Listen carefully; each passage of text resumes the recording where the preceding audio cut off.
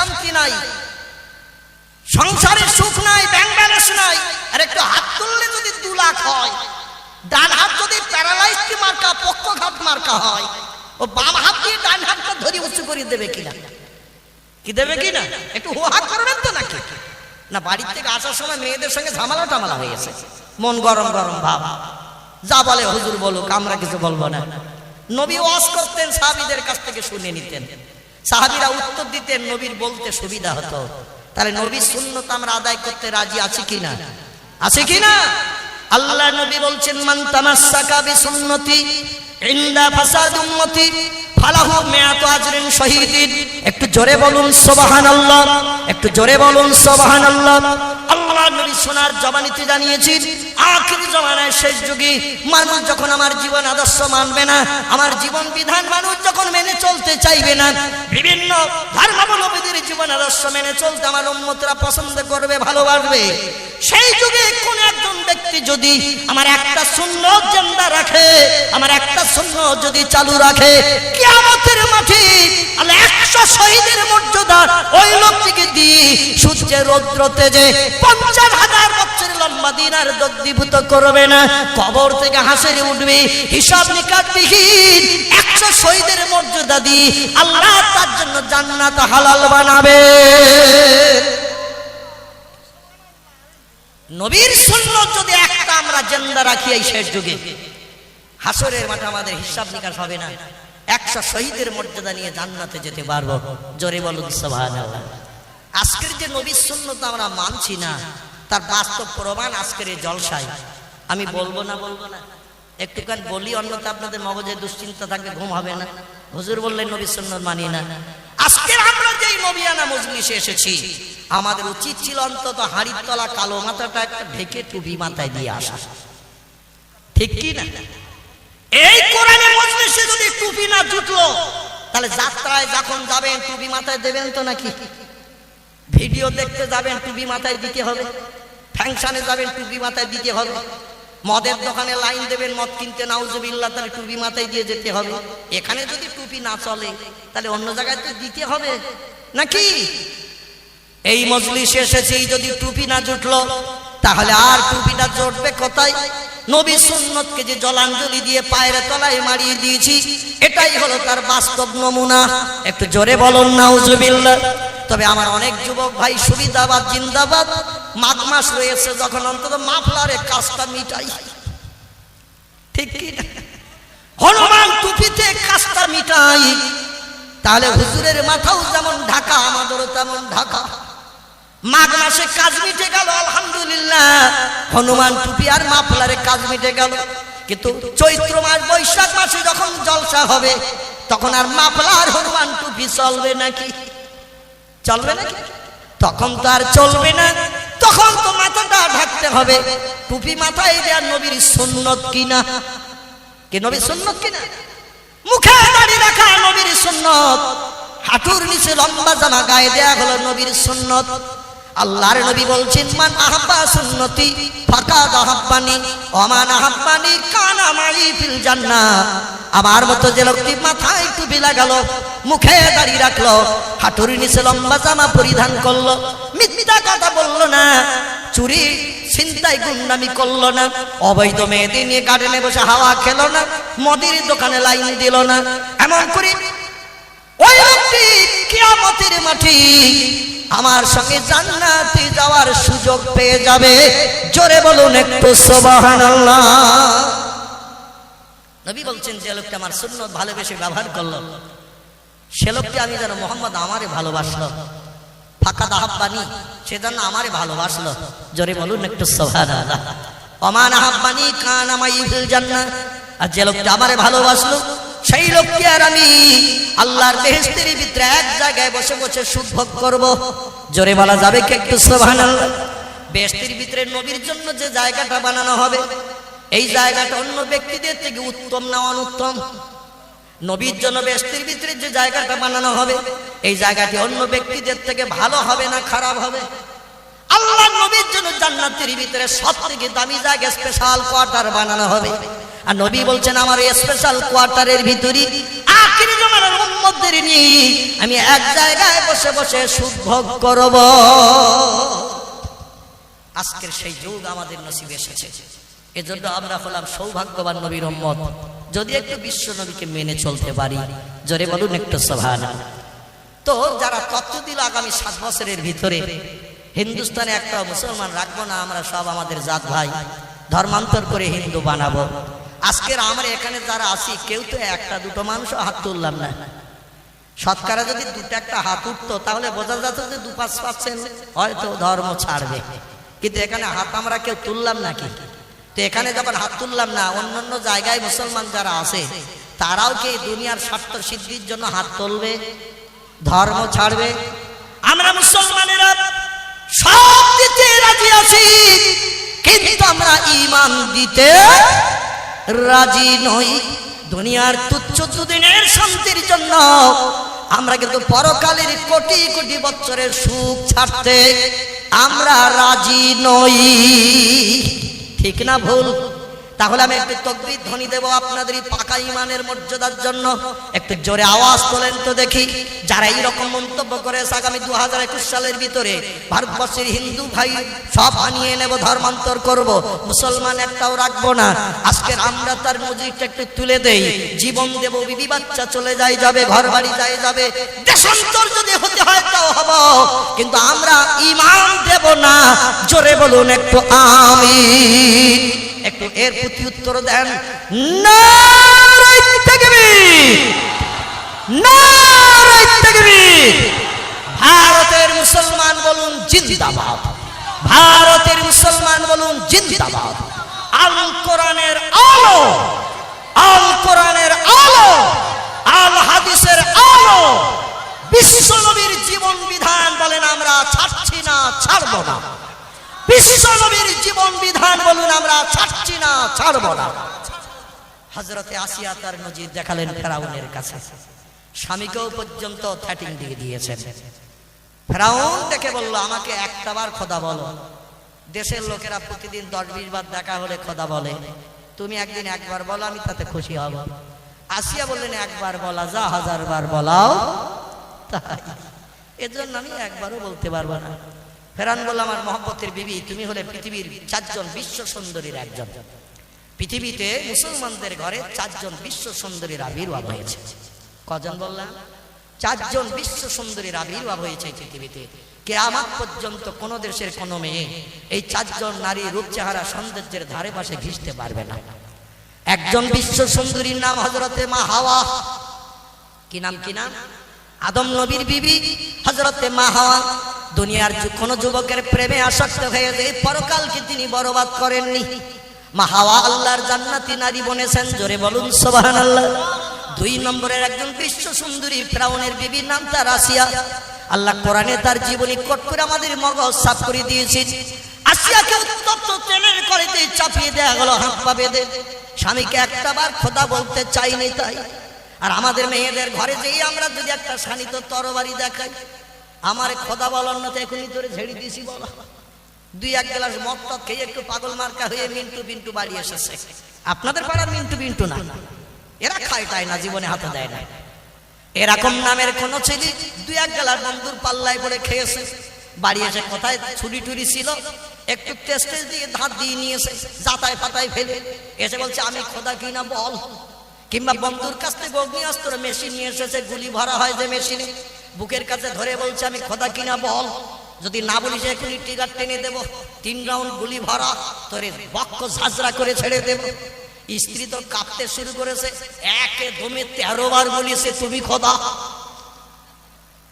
কারণ বুলেটের নল বুকের কাছে, আবার তরবারি উঁচিয়ে রেখেছে, শুধু মারলেই হয়, আমি তো খালি হাতে। আর মেয়েরা একটু ভীতু কিনা, এরা দেখলেই তো দেখবেন অর্ধেক চলে যাবে, তত্তর করে কাঁপতেছে। এখন বলে বাঁচতে তো হবে, 3টে বাচ্চা রয়েছে, বাপ মা রয়েছে, কত আপনজন আত্মীয় স্বজন, সবার মায়া ছাড়বো নাকি। ও একে দমে 13 বার বলছে তুমি খোদা। তরবারি নামাও, নলটা ঘুরাও, 13 বার বলে দিছে। আসিয়া বললেন, হুঁশিয়ার, জীবন দেব কিন্তু আমি ঈমান দেব না। জোরে বলুন একটু সুবহানাল্লাহ। হাত পা বেঁধে উত্তপ্ত তেলের কড়িতে চাপানো হচ্ছে অপরাধ। স্বামীকে শুধু একটাবার খোদা বলিনি। স্বামী অর্ধ পৃথিবীর বাদশা, এই পৃথিবীর অর্ধাংশ বাদশা রাজিত্ব করেছিলেন ফেরাউন। এই অর্ধ পৃথিবীর বাদশা, সোনা দানা টাকা পয়সা হীরা জহরত মণিমাণিক্য কাঞ্চনের কোনো অভাব ছিল না তার। কত গহনা তুমি নেবে, কত তুমি রূপ সৌন্দর্য চেহারা সৌন্দর্যের জন্য কসমেটিক ব্যবহার করবে, যা চাইবে তাই পাবি, শুধু একটা বার আমাকে খুশি করো। হযরতে আসিয়া বললেন, প্রাণের স্বামী, বিয়ের মাধ্যম দিয়ে মোহরের বিনিময়ে আমার মাথা থেকে পা পর্যন্ত টোটাল বডিটা আমি আপনার কাছে বিক্রি করে দিয়েছি। বিয়ের সময় দেনমোহর বাঁধা হয় কিনা? এই মোহরটার বিনিময়ে মেয়েদের বডি কেনা হয়। এজন্য দেনমোহর আদায় করে স্ত্রীকে ব্যবহার করতে হবে, নবীজি জানিয়েছেন। দেনমোহর পরিশোধ না করে স্ত্রীকে ব্যবহার করলে ব্যভিচারে গণ্য হবে। জোরে বলো নাউজুবিল্লাহ। আমাদের দেশে দেনমোহর শোধ হয় চাচা যখন গোসল সেরিয়ে নতুন কাপড় পরে খাটিয়ায় উত্তর দক্ষিণে হয়ে শুয়েছে, ইমাম এসেছে জানাজার নামাজ পড়াবে, বলছে চাচার বউ বেশি আছে? বলে আছে হুজুর। বলে দেনমোহর দিয়েছে কিনা শুনিয়ে এসো। চাচিমার কাছে যেয়ে বলছে, চাচিমা আপনার সে বিয়ের সময় দেনমোহর? বলে তো চাচা দেয়নি বাবা। বলে বাচ্চা কটা? বলে 9টা। 9টা বাচ্চা। মুসলমানদের ঘরে একটু বাচ্চা বেশি হয়, তাই বর্তমান দিল্লির পার্লামেন্টের নেতারা, এমপিরা, সংসদেরা বলছে মুসলমানের আগের থেকে বাচ্চা নিয়েছে, তাই ওদের সংখ্যা হু করে বেড়ে যাচ্ছে। সামনে এমন একটা দিন আসছে আমাদের কাছ থেকে পার্লামেন্ট মুসলমান কেড়ে নেবে। হিন্দু মেয়েরা তোমরা বাচ্চা এখন 12-13টা করে নাও। এই গত কয়েকদিন আগে তথ্য দিয়েছে, তোমরা এখন বাচ্চা প্রথম বলেছিল একজন 4টা করে নাও, আরেকজন বলো 4টে না 5টা নাও, আরেকজন বলছে 4-5টায় হবে না, ওদের থেকে বাড়তে হবে, 12-13টা করে নাও। আমার হিন্দু মাদের এখন চিন্তা মগজে ঢুকে গেছে, একটা দুটো বাচ্চার পরে তো আর ডাক্তারেরা নিতে দেয় না, 2 দিকে পেট ফেটে সিজার করে দিয়েছে। স্বাভাবিক নিয়মে আর বাচ্চা হয় না। 12-13টা বাচ্চা নিতে গেলে পেটের তো আর কোনো জায়গা থাকবে না, কাটতে শেষ পর্যন্ত কখন যে ডুম তলবে ফট করে তার তো ঠিক নাই। ওরা বলছে মরো বাচ্চা 13টা নিতে হবে, কেন 13টা না নিলে আগামী দিন আমাদের সংখ্যা কমে যাবে। চিল্লাই বলো নাউজুবিল্লাহ। পৃথিবীতে যত ধর্মাবলম্বী আছে, আমি হিংসুকতার মনোভাব নিয়ে বলছি না। আল্লাহ বলছেন পৃথিবীতে তোমাদের পাঠিয়েছে আমার ইবাদতের জন্য। যত জনসংখ্যা বাড়বে আমার ইবাদত তত বেশি হবে, আর আমার ইবাদত বেশি হলে আমার দুনিয়া বানানোটা সার্থক হবে। জোরে বলুন সুবহানাল্লাহ। এই স্বাদের দুনিয়া বানিয়েছি, আর দুনিয়ার সৌন্দর্য শ্রীবৃদ্ধির জন্য তোমাদের পাঠিয়েছি। তোমরা চাষবাস করো মেয়েদের নিয়ে, যত বাচ্চা হবে, প্রোডাকশন ফসল হবে, ওসব আমার ইবাদতে কাজে লাগবে। কাউকে খাওয়াতে হবে না, তোমাদের কারো পোশাক পরিচ্ছদের চিন্তা নিতে হবে না, সব দায়িত্ব আমি আল্লাহ নিয়েছি। জোরে বলুন একটু সুবহানাল্লাহ। ওয়ামা মিন দাব্বাতিন ফিল আরদে ইল্লা আলাল্লাহি রিজকুহা। একটু চিল্লায় বলা যাবে কি আল্লাহু আকবার? আর একটু জোরে বলুন আল্লাহু আকবার। আল্লাহ বলছেন জলে এবং স্থলে, ডাঙা এবং পানিতে যত সৃষ্টি বসবাস করছে, সব সৃষ্টির রিজক আমি আল্লাহ তো পরিবেশন করি। মানুষ শুধু চিন্তা করো মানুষের, আর তো কোনো সৃষ্টির চিন্তা তোমাদের নাই। মানুষের চিন্তা করতে যে মগজ ভুলে গেছে, তাই যত পরিবার পরিকল্পনার হেলথ হোম আছে, স্বাস্থ্য কেন্দ্র আছে, মেয়েদের যেখানে ট্রিটমেন্ট করা হয় পরিবার পরিকল্পনার হেলথ হোম স্বাস্থ্য কেন্দ্র, এখানে দেখবেন দেওয়ালের গায়ে হলুদ রঙের কালি দিয়ে সাইনবোর্ড করা হয়েছে, আর বাস লরির নাম্বার প্লেটের মতো কালো রঙের কালি দিয়ে লেখা হয়েছে বড় বড় অক্ষরে, 1টি থেকে 2টি, তার বেশি আর একদম নয়। লেখা আছে না নেই? আগামীকাল যে দেখবেন যেখানে যেখানে স্বাস্থ্য কেন্দ্র আছে, হেলথ হোম, পরিবার পরিকল্পনার, সমাজের নারী পুরুষদের সংসার জীবনের সুখ ভোগের জন্য ওষুধপত্র ফিরি ফিরি দেওয়া হয়। এখানে দেওয়ালের গায়ে হলুদ রঙের কালি দিয়ে সাইনবোর্ডটা না, কালো রঙের কালি দিয়ে বড় বড় করে লেখা আছে 1টি থেকে 2টি, তার বেশি আর একদম নয়। আমাদের সরকার তো একটু ভোল্টেজ গরম কম করেছে। চীনের দেশে আইন কিন্তু খুব কড়া। চীন ওদের দেশে আইন করা হয়েছে, বাচ্চা 1টার থেকে 2টো যদি কেউ নেয়, সরকারি চাকরিজীবী হলে চাকরি ক্যান্সেল হবে। সপ্তাহে সপ্তাহে কম দামে যে রেশন দেওয়া হয়, চাল, চিনি, গম, তেল, এও আর জীবনে পাবে না। 1 একটার থেকে বাচ্চা বেশি নেওয়া যাবে না। চীনের দেশের আয়তন কম, জমি কম, লোক সংখ্যা বেশি। বর্তমানে 130 কোটি ছাড়িয়ে গেছে চীনের দেশের জনসংখ্যা। তাই সে দেশের সরকার আইন কড়া করেছে, বাচ্চা একটাই নিতে হবে, ছেলে হোক বা মেয়ে হোক, একটাই তোমাদের জন্য এনাফ, যথেষ্ট, বেশি নিতে পারবে না। সলিমউদ্দিন বলে, আমি থাকি বারান্দায়, মোমেনা তুমি থাকো ঘরে, যাতে আর ঝামেলা না হয়, চাকরি ফাকরি যাতে আর ক্যান্সেল না হয়, প্রতি সপ্তাহ কম দামে রেশনের মাল পেতে যাতে অসুবিধা না হয়। এর জন্য স্বামী এখন বারান্দায়, স্ত্রী ঘরে, যাতে এক জায়গায় হলে ঝামেলা না বাড়ে। প্রোডাকশন বেশি হয়ে গেলেই তো ঝামেলা। আমাদের সরকার একটু আইন লো করেছে, দুটো নাও দুটো, তাই বড় বড় করে লিখেছে 1 থেকে 2, তার বেশি একদম নয়। লেখার তলায় দেখবেন আবার 4টে ফটো লাগিয়ে দিয়েছে। এই লেখার তলায় 4টে ফটো, মাঝখানের ফটো দুটো বড়, দুই পাশে দুটো ফটো ছোট। মাঝখানের বড় ফটো দুটো হলো বাপ আর মা, আর দুই পাশে দুটো ছোট ফটো, বাপের হাতে একটা ধরিয়ে দিয়েছে, মার হাতে একটা ধরিয়ে দিয়েছে। কেউ খুশি হবে, কেউ অখুশি হবে, চীনের দেশের মতো। কেউ বাচ্চা পাবে, কেউ পাবে না। তাই দুটো দুইজনের দিয়ে ঠান্ডা করে দিলাম। তবে হ্যাট্রিক ঠিক যেন করো না, দুটোর বেশি যেন নিও না। ছেলে হোক দুটো, বাপ মা দুইজন নিয়ে খুশি হও, মেয়ে হোক দুটো, তাতেই খুশি হও। ছেলের চিন্তা করে যেন হ্যাট্রিক ঠিক করো না। আমাদের ভারতবর্ষের বিশ্বকবির বাবা, যার নাম মহর্ষি দেবেন্দ্রনাথ ঠাকুর, আমি তাদের পৈতৃক ভিটা থেকে এসেছি। এই গত ডিসেম্বরের 17 তারিখে রাজশাহীতে প্রোগ্রামে গেলাম। ফেরার পথে কুষ্টিয়া হয়ে আসতে তাদের বসত বাড়ি, পৈতৃক ভিটা, জন্ম ভিটা থেকে এসেছি। রাজশাহী কুষ্টিয়া জেলার রাজবাড়ি মোড় থেকে 16 কিলোমিটার বাম দিকে গেলে বন্ধুগণ তাদের সেই পৈতৃক ভিটা, মহর্ষি দেবেন্দ্রনাথ ঠাকুরেরা যেখানে বসবাস করত, আমি সেখানে বাস্তব চোখে দেখে এসেছি। জায়গাটার নাম হলো কুঠিবাড়ি, শিলাইদহ কুঠিবাড়ি। গাড়ি রাখতে যে 50 টাকা পার্কিং দিতে হলো। প্রাচীরের দরজায় যেই দেখলাম টিকিট কাউন্টার, আবার সেখানে বড় বড় অক্ষরে লেখা রয়েছে, বিদেশিদের জন্য টিকিট 200, দেশীয়দের জন্য 20। দেশীয় লোক রবীন্দ্রনাথ ঠাকুরদের বাড়ি দেখবে, তিনি বাল্যকালে বসবাস করেছেন, লালিত পালিত হয়েছেন, যে সমস্ত জিনিসপত্র ব্যবহার করেছেন, সব সংরক্ষণ করা রয়েছে। আমি দেখে দেখে কলিজার ঠান্ডা করে আসলাম, কিন্তু ঢুকতে যে সমস্যায় পড়ে গেলাম। বিদেশিদের জন্য টিকিট 200, মানে 2-এর পাশে 3 শূন্য, আর দেশের লোকের জন্য 2-এর পাশে 1 শূন্য, 20 টাকা। আমি ড্রাইভারকে ডেকে বললাম, হাসান ভাই, তোমরাও বাঙালি, আমরাও বাঙালি, আমাদের দেশের গরু আসছে ফেরেশতার মতো উড়িয়ে তোমরা খাচ্ছ, আর তোমাদের যে ইলিশ মাছ আসছে আমরাও খাচ্ছি, একই ভাষায় কথা বলি। তোমরাও তার কাটার এধারে চাষ করো, আমরা কিছু বলি না, আমরাও তার কাটার ওধারে চাষ করি, তোমরাও কিছু বলো না, সব একই বাঙালি জাত ভাই। আর এখানে টিকিট লাগবে বাড়তি 180, একই মানায় 5 জনই আমরা বাংলাদেশে টিকিট কাটো 20 টাকা করে। আমি আর ভারতের বললো না, বলে হুজুর তাই হোক, 5 জনের টিকিট কাটা হলো 100 টাকা দিয়ে 20 টাকা করে। কে বাংলাদেশি আর কে ভারতীয় পরিচয় না দিলে বলবে না। 5টা টিকিট কাটলাম, 100 টাকা দিয়ে ভিতরে ঢুকে গেলাম। যে দেখে এক দাড়িওয়ালা, লুঙ্গি পরা, গায়ে শার্ট লাগানো চাচা, তিনি হলেন স্বেচ্ছাসেবক। রবীন্দ্রনাথ ঠাকুরের বাড়ির পাশে আর কোনো হিন্দু ভাইরা নাই, সব চলে এসেছে আমাদের এই দেশে। আমি যে বাস্তব তথ্য দিচ্ছি, একটা কথার মিথ্যা পাবেন না। আশেপাশে সব মুসলমানেরা বসবাস করছে। আগে ছিল হিন্দু ভাইরা, এখন আর নাই, সব আমাদের এদেশে চলে এসেছে। এদেশের মুসলমানেরা কিছু ওদেশে শান্তি পেতে চলে গেছে। এখন এদেশেও অশান্তি, ওদেশেও অশান্তি, ওদেশেও অশান্তি, এদেশেও অশান্তি। শান্তি কোন দেশে নাই।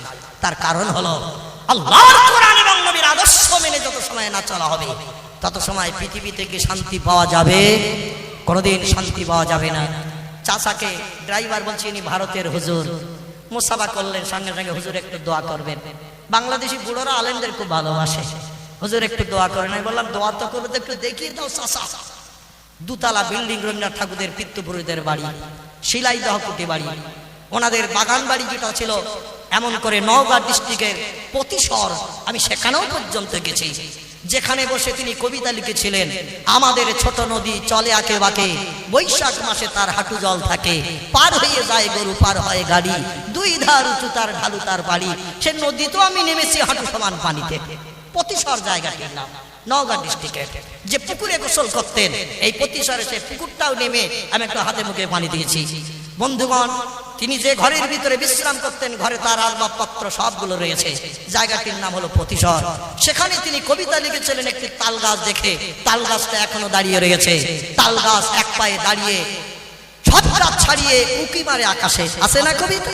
যেটা দেখেছে সেটা লিখেছে। ওদের মগজ ছিল একটু সাফ। জোরে বলুন মারহাবা। নদীটার দিকে লক্ষ্য করি, কবিতা লিখলেন তিনি। তাল গাছ দেখে কবিতা লিখলেন তিনি।